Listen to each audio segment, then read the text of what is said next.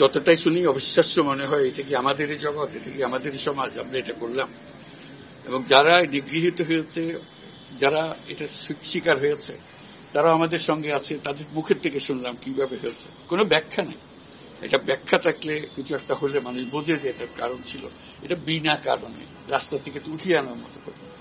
বিনা দোষে কতগুলো সাক্ষী সাবুত হাজির করে সেই যন্ত্র, ওই এক্সপ্লোসিভ কতগুলো গাড়ির ভিতরে ধুয়ে দিয়ে তারা বলছে তুমি সন্ত্রাসী, জঙ্গি, এগুলো বলে বলে তাকে নিয়ে আসা হয়েছে। এবং এইরকম ইন্টারোগেশন সেল, এরকম টর্চার সেল, এরকম টর্চার সেল সারা বাংলাদেশ জুড়ে আছে, সেটাও শুনলাম আজকে। আমার ধারণা ছিল যে এটা বোধহয় এখানে আয়নাগর বলতেছি কয়েকটা আছে, এখন শুনতেছি আয়নাগরের বিভিন্ন ভার্সন সারা দেশ জুড়ে আছে। কেউ বলে 700, কেউ বলে 800। এতে সংখ্যাও নিরূপণ করা যায়নি পর্যন্ত, কতটা আছে, কতটা জানা আছে, কতটা অজানা রয়ে গেছে সেই জিনিসগুলো। আমরা এমনি শুনি আইয়ামে জাহেলিয়াত বলে একটা কথা আছে। এই গত সরকার এই আইএমএ জাহেলিয়াতকে প্রতিষ্ঠিত করে গেছে সর্বক্ষেত্রে, এটা তার একটা নমুনা।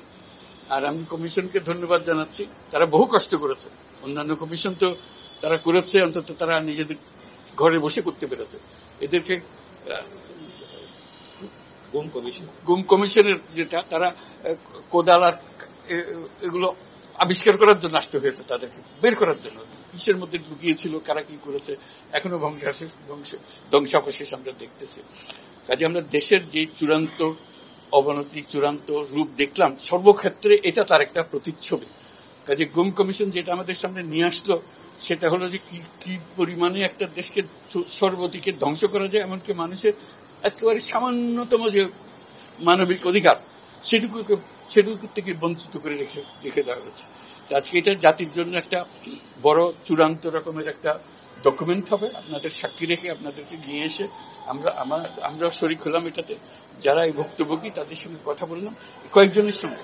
ভুক্তভোগীদের সংখ্যা আমার জানার মতো 1700 প্লাস, 1750 প্লাস, এরকম যারা ভুক্তভোগী। অজানা কত এটা তো আমরা আর জানি না। কেউ বলে যে এটা 3000-এরও বেশি হবে। কাজে সেটাও আমরা ধরে নিলাম যে একটা সীমারেখা দরকার, যেটা আমরা অজানা, সেটা কেউ প্রমাণ দিতে পারেনি। এই যে উদাও হয়ে গেছে, মানুষ নিশ্চিন্ন হয়ে গেছে, কেউ বলতে পারছে না সে কোথায়।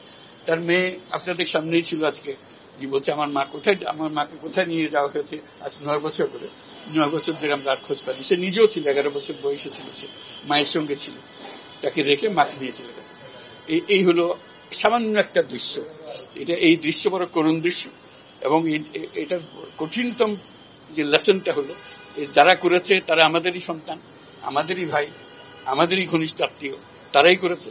এবং আমরা এই সমাজকে যদি এর থেকে বের করে না আনতে পারি, তাহলে এই সমাজ তো টিকে থাকবে না। যে এইভাবে যদি আমাদের হয়, আমাদের সন্তানরাই যদি এগুলো করে, এবং তারা যদি এইরকম কাজ করতে পারে, যে মানুষের পক্ষে যেটা সম্ভব। একজন বলছিল ওই যে খুপড়ির মধ্যে তাকে রাখা হয়েছে, গ্রামে তো মুরগির খাঁচা এর চেয়ে বড় হয়, এরকম অবস্থা। মুরগিও নড়াচড়ার যেরকম জায়গা পায় না, ওরও নড়াচড়ার কোনো জায়গা নেই। ওকে ব্যবস্থা রাখা হয়েছে, মাসের পর মাস, বছরের পর বছর তাকে ব্যবস্থা রাখা হয়েছে।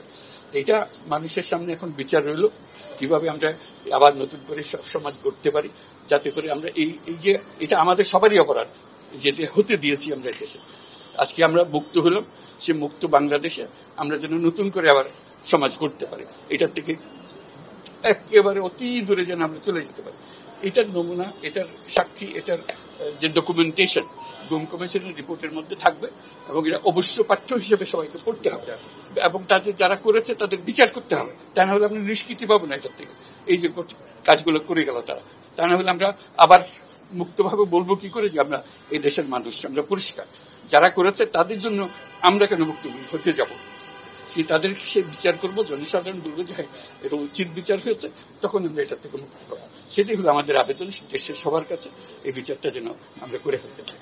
এইগুলো সব এভিডেন্স, যা যা আমরা দেখলাম, এভিডেন্স গুলো সিলগালা করে রাখা হবে, যাতে করে কেউ বিনষ্ট করতে না পারে, যখন বিচারের কাছে এটা প্রমাণ হিসেবে ব্যবহার করতে পারে, সেই হিসেবে আমরা থাকি। ক্ষতিপূরণ হিসেবে আমরা দেখি না, আমরা দেখছি যে ন্যায় বিচারটা তার জন্য হয় অতি তাড়াতাড়ি হয়, যে বিচার দীর্ঘসূত্রিতায় করে থাকবে, সেই জন্য এটা থেকে নিষ্কৃতি পায়। এটা আমাদের ফার্স্ট প্রেফারেন্স। তারপর দেখা যাবে তাদের কি করা যেতে পারে। তার জীবনটা ফিরিয়ে দিতে পারবো না যে জীবনের মাধ্যমে সে গেছে, অন্তত দেখলে মনে সান্ত্বনা হবে, আমি জায়গাটা দেখে এসেছি। ওই মেয়েটা যে বাচ্চা মেয়েকে বলতেছেন আমার মাকে আর দেখতে পেলাম না, কোথায় চলে গেল, আজ পর্যন্ত কেউ খবর দিতে পারলো না সে বেঁচে আছে না মরে গেছে, মরে গেলে কোথায় আছে। The whole existence of this government is because of this, that we don't want to stay in that darkness যেটা আমাদের that has been created around us. So we want to create a new environment, new, as we say, new Bangladesh, as the students have been claiming all the time. So that led to the reform commissions. One of them is this disappearance commission, which led us to see this thing. If we didn't have that commission, probably it will be just a storytelling. Nobody will believe, somebody will say yes, somebody will say no. Now they have concrete proof, and now they will go to the justice. So this is one step. And then what happens to the rest of the institutions? You are dealing with something that have done. Will this be repeated in future? That's something we have to make sure that it's not repeated in future. No way. Nowhere near it.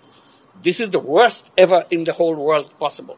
So we don't want to have anything to do with it. We'll be as normal as any civilized human being could be. So that's our commitment. That's what the reform commissions are all about. And since you asked the question, I'm very grateful to the commission for taking the trouble. It was not an easy job. They had to fight in all directions to discover. This is a whole discovery mission. It's not as simple going and taking evidences and writing reports about it. So they had to really detectives in very serious way. And they're still worrying about whether we can skip the evidences as they are after all this thing happened. So this is our commitment. We want to create that society and that.